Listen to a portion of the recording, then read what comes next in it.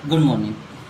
देखो, अब हम स्टार्ट कर रहे हैं ट्रांसपोर्ट फिनोमिना के अंदर हम मोमेंटम को एक्सप्लेन कर रहे हैं विस्कोसिटी से। ठीक है, तो हम ये मान रहे हैं कि कोई भी एक्स वाई तल है, उसमें दो समांतर पृष्ठ। ठीक है, कोई भी एक्स वाई तल के अंदर दो समांतर पृष्ठ हैं। एक तो है ए बी, सबसे लोअर मोस्ट पृष्ठ मान लें, और एक पृष्ठ मान लेते हैं हम सी डी, जो कि सबसे अपर मोस्ट पृष्ठ।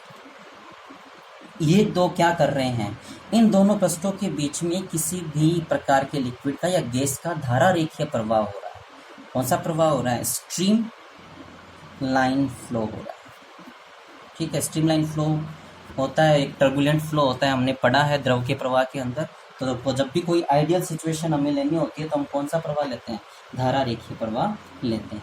इस तल के अंदर दो समांतर परतें हैं, वो एक्स अक्ष की दिशा में क्या है? प्रवाहित हो। अब जो सबसे लोअर मोस्ट परत है, उसकी वेलोसिटी को हम क्या मान सकते हैं? जीरो मान सकते हैं। यानी कि ये जो पृष्ठ है वो क्या है? स्थिर है। इस पृष्ठ के संपर्क में जो भी परत है उसका वेग क्या है? शून्य है। अब जैसे जैसे परत की दूरी ए बी से बढ़ती है, यानी ऊपर जाते हो, सपोज आप यहाँ से कोई दूसरी परत पे आ गए, ये कोई दूसरी परत है, ये कोई तीसरी परत, ऐसे आप परतों पे जा रहे हो। यहाँ पे सपोज जेड इक्वल्स टू क्या है? जीरो। अब जैसे ही आप ऊपर जाते हो इससे, तो वेग प्रवणता उत्पन्न होती है। वेग प्रवणता किस डायरेक्शन में उत्पन्न हो रही है? जेड डायरेक्शन में। वेलोसिटी की डायरेक्शन क्या है? वी एक्स है। तो वेग प्रवणता को क्या मैं del V x upon del Z लिख सकता हूँ? Velocity gradient. तो ये वेलोसिटी ग्रेडियंट क्या है? इंक्रीज हो रही है। इस वेलोसिटी ग्रेडियंट के कारण परत अपने ठीक नीचे वाली परत द्वारा एक बैकवर्ड ड्रैगिंग फोर्स का अनुभव करती है। यानी बैकवर्ड ये क्या कर रही है? इस प्रवाह का विरोध कर रही है। इसी को तो हम क्या बोलते हैं? विस्कोस फोर्स बोलते हैं, श्यान बल कहते हैं। तो ये श्यान बल क्या है? परतों के बीच संवेग के ट्रांसपोर्ट से क्या है? उत्पन्न होता है। इसलिए हम इसके बारे में पढ़ रहे हैं, ट्रांसपोर्ट ऑफ मोमेंटम। यदि कोई हम स्थिर तल ए बी पर जेड बराबर जीरो है, ठीक है, और किसी परत क्यू का वेग, जैसे यहाँ पे हमने कोई एक परत ले ली है क्यू, कोई भी एक बीच में परत लिखी, तीन परतें ले लेते हैं, पी क्यू और आर। तो हम किसी एक परत क्यू की बात कर रहे हैं, जहाँ पर हम ये मान रहे हैं कि जेड दूरी है, ए से इसकी दूरी कितनी है? ये वाली दूरी जेड है, और इसका जो वेग है वो क्या है? वी एक्स है। अब हम यहाँ से एक तो थोड़ा ऊपर जा रहे हैं जेड प्लस लेमडा दूरी पे, या फिर नीचे आ रहे हैं जेड माइनस लेमडा दूरी। या तो हम जेड प्लस लेमडा दूरी पे जा रहे हैं, या फिर हम जेड माइनस लेमडा दूरियों पे जा रहे हैं। तो यहाँ की जैसे जेड माइनस लेमडा की बात करूँ तो वेग क्या हो जाएगा? वी एक्स प्लस का lambda del V x upon del Z. ठीक है, और ऊपर जाओगे तो क्या हो जाएगा? वी एक्स माइनस का del lambda del V x upon del Z. ठीक है, यहाँ माइनस है तो यहाँ ये माइनस होगा और ये क्या होगा? प्लस का होगा। तो ये हमारे पास क्या आ गई? वेग प्रवणता में अंतर आ गया। यानी कि परत P से Q को पार करने वाले, परत P से Q को पार करने वाले अणु की दिशा में वेग प्रवणता क्या है? ये। और सेकंड R से Q को जो पार कर रहे हैं उनकी वेग प्रवणता क्या है? ये है। यदि वेग प्रवणता पता हो तो हम इसके मोमेंटम भी निकाल सकते हैं। मोमेंटम निकालने के लिए हमें सिर्फ P इक्वल्स टू क्या होता है? mv। तो दोनों को m से मल्टीप्लाई करना है, तो ये आपकी क्या हो जाएगी? वेग प्रवणता हो जाएगी। अब हम बात करते हैं, हमने वेग प्रवणता तो निकाल ली, अणुओं की संख्या की बात करते हैं। अब देखो, अणु जो है वो कैसी गति करते हैं? ब्राउनिन मोशन होता है। ब्राउनिन मोशन का मतलब क्या होता है? कि अनियमित गति होती है और रैंडम मोशन होता है।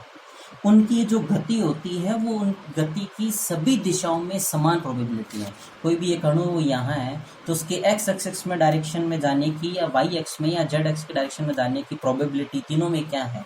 इक्वल है।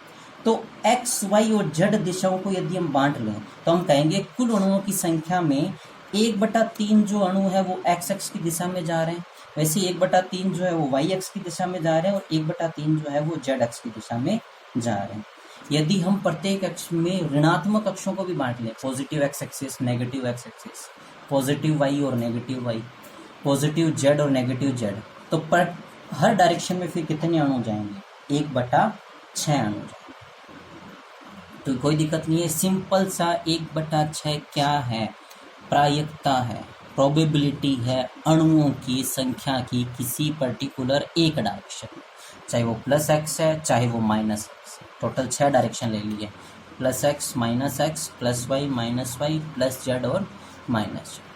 हाँ ठीक है ना। प्रोबेबिलिटी यदि आपने थोड़ा बहुत भी पढ़ा है तो प्रोबेबिलिटी में सभी की प्रोबेबिलिटी यदि आप ऐड करते हो तो एडिशन ऑलवेज क्या आना चाहिए, 1 आना चाहिए। तो 1/6 को आप 6 टाइम ऐड करोगे तो आंसर क्या आएगा, 1 आएगा।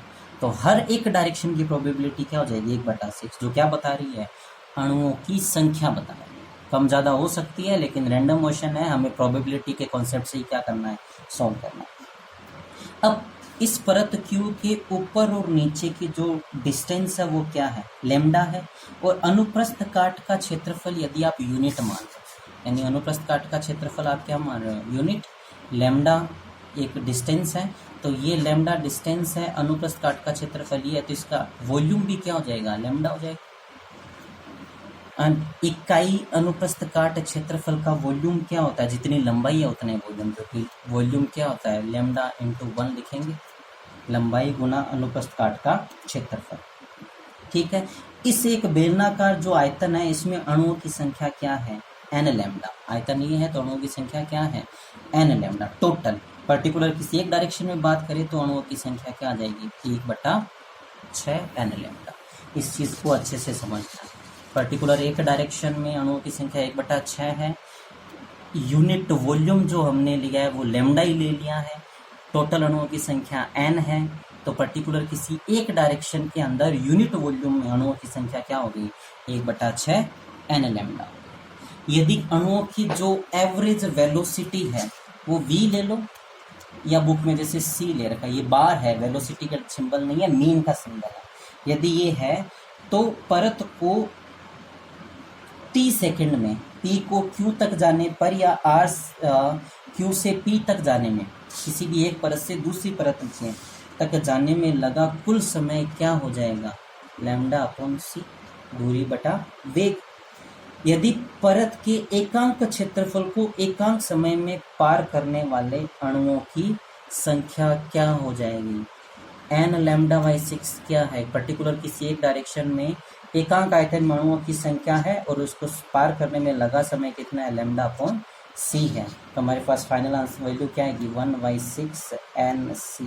ये क्या है, एकांक क्षेत्रफल को एकांक समय में पार करने वाले अणुओं की क्या है, संख्या है, 1/6 nc। यानी यहाँ से यहाँ आने में कितने अणु आएंगे, nc/6, या ऊपर भी जाएंगे तो कितने जाएंगे, nc/6। एकांक समय है, एकांक की क्या है, आयतन है, तो अणुओं पार करने की संख्या क्या हो जाएगी, आ गई। अब देखो इसी प्रकार Q से P में जाओ चाहे Q से R में जाओ, अब परत Q को नीचे की ओर पार करने वाले nc/6 अणुओं के गैस के प्रवाह की दिशा में संवेग क्या होगा। तो देखो संवेग हम किसकी बात कर रहे हैं, Q से नीचे की ओर पार करने वाले अणुओं में। तो देखो संवेग है mvx प्लस का lambda del vx upon del z, और उसकी मल्टीप्लाई किसके साथ करवा देंगे, अणुओं की संख्या से। तो फाइनल आंसर हमारा क्या आ जाएगा, एक मिनट, तो हमारे पास फाइनल आंसर आएगा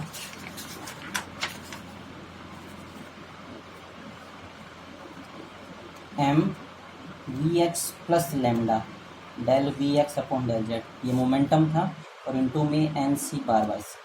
पर्टिकुलर एक नीचे की ओर ये आ गया और ऊपर की ओर क्या आ जाएगा, vx माइनस का lambda del vx upon del z into nc/6। ये क्या आ जाएगा, ऊपर की ओर, एक नीचे वाली परत में आएगा और एक कहाँ आएगा, ऊपर वाली परत। ठीक है, एक नीचे वाली परत में आ गया और एक ऊपर वाली परत में। ये ऊपर वाली परत का हो गया और ये नीचे वाली परत का हो गया। तो दोनों के संवेग में परिवर्तन कितना, हम क्या निकालना चाह रहे हैं, दोनों के संवेग में परिवर्तन। तो एक में से दूसरे को हम क्या करें, घटा दें, तो पर्टिकुलर किसी एक डायरेक्शन में संवेग का मान आ जाएगा jp(x) क्या होगा, mvx minus lambda del vx upon del z into nc/6 minus का mvx plus lambda del vx upon del x into में क्या है, nc/6। देखो mvx से mvx कैंसिल आउट हो रहा है और रिमेनिंग पोर्शन क्या है, ये भी माइनस है और ये भी माइनस हो जाएगा, तो माइनस माइनस ऐड हो जाएगा, तो 1/6 क्या हो जाएगा, माइनस में 1/3 M N C bar lambda del V x upon del Z. ये पर्टिकुलर एक डायरेक्शन में हमारे पास जे पी की वैल्यू है। यदि ये जे पी की वैल्यू है तो फोर्स क्या हो जाएगा, -1/3 M N C bar lambda del V x upon del. Unit cross section area, तो जेपी क्या बन जाएगा, एफ बन जाएगा। ए की वैल्यू हमें क्या पुट करनी है, 1 पुट करनी है। ठीक है, देखो del V x upon del, ये पूरा का पूरा एक कांस्टेंट है, तो इसको एक नया कांस्टेंट नाम दे दिया नीटा del V x upon del. और यही हमने क्या है, जो ट्रांसपोर्ट फिनोमिना स्टार्ट किया था हमने लास्ट वीडियो में, तब हमने इसको ड्राइव किया था, जब हमने ट्रांसपोर्ट फिनोमिना स्टार्ट किया।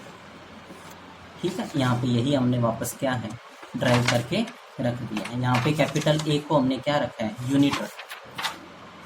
तो ये हमारे पास मोमेंटम की हेल्प से हमने निकाला। अब इसमें देखो नीटा की वैल्यू क्या होगी हमारे पास, नीटा की वैल्यू हो गई 1/3 M N C bar lambda. M N को हम क्या लिख सकते हैं, रो सी बार लैम्डा। और लैम्डा की वैल्यू आपको याद होगा, हमने फर्स्ट डेरिवेशन में लैम्डा क्या है, मीन फ्री पाथ, तो इसकी वैल्यू निकाली थी 1/√2 pi D square n, value calculate करी थी। ठीक है, अब इसको आप सिंपल फॉर्म में सोल्व करके लिखना चाहो तो देखो फाइनल आंसर क्या आएगा, 1/3√2 M C bar divided by pi D square. इसका एम एन लिखेंगे तो एन से एन कट जाएगा, एम रह जाएगा, तो ये हमारे पास क्या आ जाएगा, नीटा की वैल्यू। कोई दिक्कत नहीं है। तो यही आपका क्या है, सिंपल ट्रांसपोर्ट फिनोमिना है मोमेंटम, मोस्ट इम्पोर्टेंट और सिंपल डेरिवेशन है। क्लियर है, तो आज के लिए इतना काफ़ी, थैंक यू।